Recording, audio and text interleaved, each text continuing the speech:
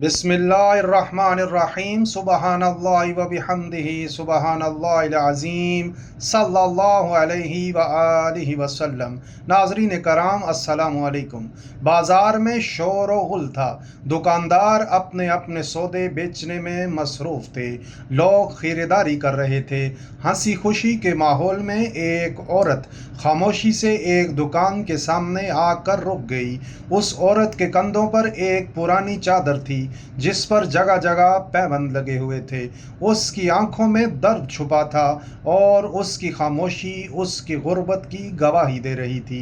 दुकानदार ने हैरानी से पूछा, बीबी क्या खरीदना है? वो औरत थोड़ी देर खामोश खड़ी रही, फिर हिचकिचाते हुए बोली, खरीदने नहीं आई बल्कि कुछ बेचने आई हूँ। उसके हाथ में एक छोटी सी देचकी थी। वो लरसती आवाज़ में कहने लगी, मेरे शोहर का इंतकाल हो गया है। मैं बेवा हूँ। मेरा बेटा सख्त बीमार है। हकीम के पास लेकर गई। उसने दवा लिखी है, लेकिन उस दवा की कीमत 8 दरहम है। मेरे पास 1 दरहम भी नहीं। गुर्बत इस हाल पर ले आई है कि घर में कोई दूसरा बर्तन भी नहीं बचा। अगर कोई और होता तो वो भी बेच देती। ये देचकी बेचने आई हूँ ताकि अपने बच्चे की दवा ले सकूं। दुकानदार ने देचकी को देखा। वो पुरानी थी। उसने कहा, बीबी इसका ज़्यादा से ज़्यादा 4 दरहम मिल सकता है। इससे ज़्यादा दूंगा तो मुझे नुकसान होगा। औरत ने आंसू पहुँचे और कहा, मैं दूसरी दुकानों से भी पूछ लूँ, शायद कोई रहम खा ले और मेरे बेटे की दवा के लिए 8 दरहम दे दे। वह औरत बाजार की एक एक दुकान पर गई। हर दुकानदार को यही कहानी सुनाई, लेकिन किसी ने 2 दरहम रेट लगाया तो किसी ने 3, 4 से ज़्यादा किसी ने नहीं कहा। हर बार जब वो दुकान से निकलती तो उसके कदम पहले से ज़्यादा बोझल होते।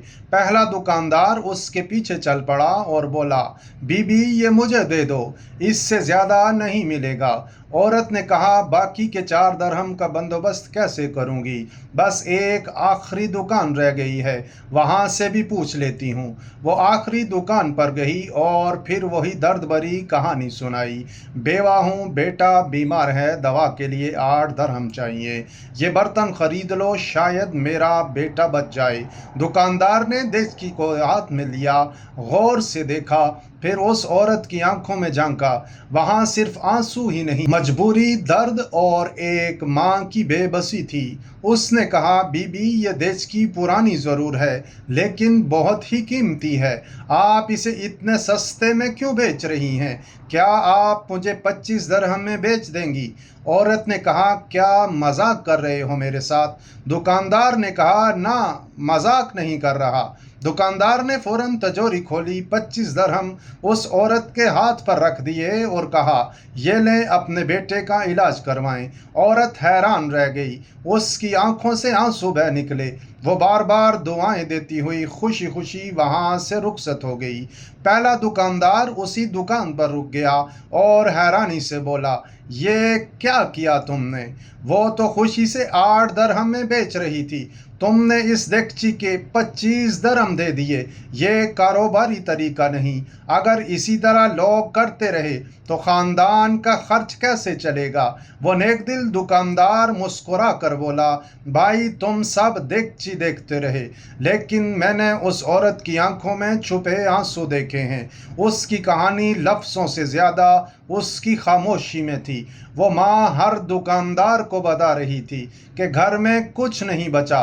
वो अपने बच्चे के लिए तरस रही थी। मैंने देगची नहीं खरीदी, मैंने अल्लाह की रज़ा खरीदी है। कल को यही 25 दरहम मेरा ज़ख़ीरा-ए आखरत बनेंगे। हज़रत अबू हुरैरा रज़ी अल्लाह अन्हु फरमाते हैं, एक दिन मैं बहुत भूखा था, लेकिन किसी से मांगा नहीं। मस्जिद में नमाज पढ़कर बाहर खड़ा हो गया और हर किसी से कोई कुरान की आयत पूछता। ख्याल था कि कोई मेरा चेहरा देखकर मेरा हाल समझ जाएगा और मुझे खाने का पूछ लेगा, लेकिन हर कोई आयत बताता और आगे बढ़ जाता। इतने में आकाए दो जहां नबी करीम सल्लल्लाहु अलैहि वसल्लम तशरीफ़ लाए। मैंने उनसे भी एक आयत पूछी, लेकिन उन्होंने मेरा हाथ पकड़ा और फरमाया, अबू हुरैरा आओ, پہلے کھانا کھاتے ہیں پھر آیت بھی پوچھ لینا، یعنی نبی کریم صلی اللہ علیہ وآلہ وسلم نے میرے چہرے سے میرا حال پڑھ لیا۔ ناظرین کرام، ہمیں بھی چہروں پر لکھی کہانیاں پڑھنے کی عادت ڈالنی چاہیے۔ کسی کے آنسو اس کی مجبوری اور درد ہمارے لیے اشارہ ہونا چاہیے۔ ہم فرضی ڈراموں کے جذباتی مناظر پر تو رو پڑتے ہیں، لیکن اپنے پڑوسی کے آنسو دیکھ کر کہتے ہیں یہ ڈرامے کر رہا ہے۔ اللہ کریم ہمیں وہ نظر عطا کرے جو دلوں کے درد کو پہچان سکے۔ آمین یا رب العالمین۔ جزاک اللہ خیر۔